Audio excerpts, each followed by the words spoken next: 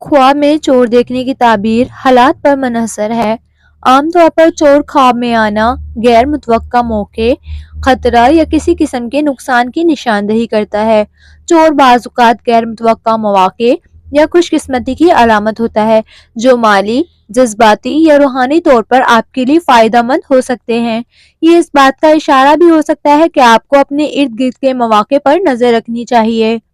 خواب میں چور کو دیکھنا مالی نقصان، اعتماد یا عزت میں کمی یا کسی قریبی شخص سے دھوکے کا خدشہ ظاہر کرتا ہے۔ یہ خواب محتاط رہنے کی ضرورت کی طرف بھی اشارہ کرتا ہے۔ اگر چور خواب میں کچھ چرا کر لے جاتا ہے تو یہ صحت یا جسمانی مسائل کی علامت ہو سکتا ہے۔ چور کا کچھ نہ چرا پانا یا اس کا بھاگ جانا صحت میں بہتری یا مشکلات کے حل کی نشانی ہو سکتا ہے۔